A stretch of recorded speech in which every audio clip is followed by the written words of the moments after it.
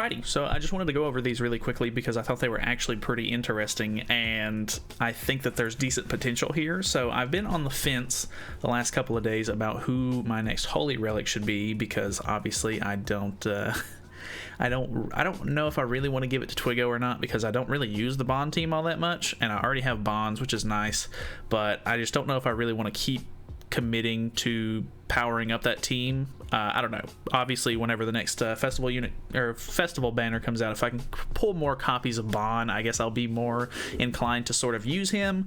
But these 3 new Holy Relics that just got data mined from the game files on global are actually pretty interesting. So we first off have MK2 Valenti, which I think could be very interesting because she's already like an interesting enough character to where you kind of want to use her, but she's not like super great, so you don't kind of use her.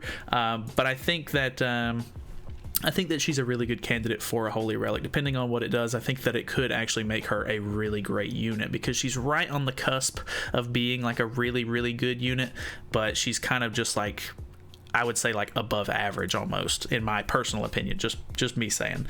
Simon is also getting one, which I think is kind of funny. You really can't see it too much here, but the whole thing with Simon is that all of his swords are like insanely long for no reason, which I think is really cool. He is a rare unit, so it's going to be kind of cheap to make. I don't think you even have to have the the win tokens or win sources or whatever, or you do have to have the blue token or the blue crystals, if I'm not mistaken, but depending on what his is, I mean, I don't know. I'm pretty sure his passive has something to do with what is it? It's something to do with death matches, if I'm not mistaken, but I could be wrong on that one. Simon passive.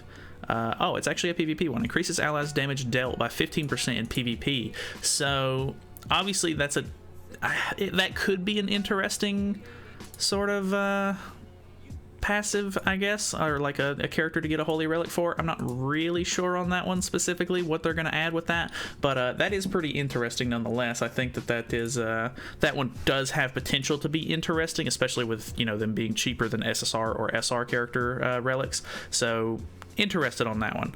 And then the last one is Brunhild. He says no texture yet, so I don't necessarily think that this is the actual color scheme for it. I think this part right here is a little weird looking, to be honest, but the fact that Brunhild is getting one, I'm kind of on the edge of what I think it could be, because she's a very strong PvE unit. She's not locked to just doing the Creature's Nest fights and stuff like that, so you can use her in other PvE game modes as well.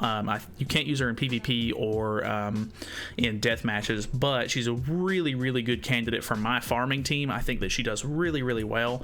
So with me liking Brunhild enough, I think that I'm probably going to try to go for her Holy Relic. I just don't necessarily know what it's going to do just yet, because she is already so strong in PvE and stuff like that. I'm really interested to see what they actually make the effect on this thing do, because if it's actually really good, or even if it's just like locked to just using it on Creature's Nest, I think that is a huge win.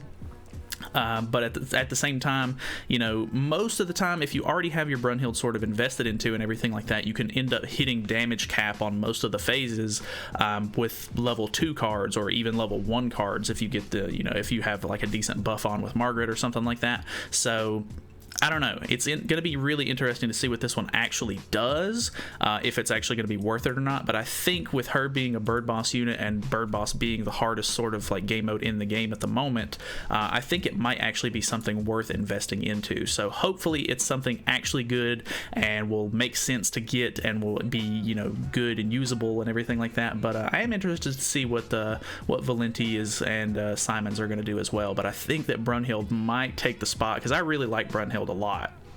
I think that she's a really useful character, because I do a lot of PvE stuff in general. So I think that she might end up getting my next Holy Relic. I think we'll just have to kind of wait and see what it does to make it actually like concrete, because if this is just something really dumb and it's not actually all that worth it, then I might end up skipping it. But I do like her as a character, so I may end up going for it eventually anyway. But I just thought those were kind of an interesting 3 choices. Let me know what you think that they might end up doing, or if you have any sort of feedback feedback on these, because I think that they look pretty cool, if I'm not mistaken. I mean, I think that obviously these are just the items themselves. They're probably going to have some sort of like crazy glowing auras and stuff like that on them as well, like all the other holy relics do, so they'll look a lot cooler in game and everything like that. But yeah, I'm pretty excited for these. I think that they're kind of cool, and I don't know, just thought it was kind of a fun little video to look at these. So yeah, let me know what you think. That's it. Thanks for watching. Feel free to sub and all that good stuff if you haven't already, and I'll see you guys in the next video.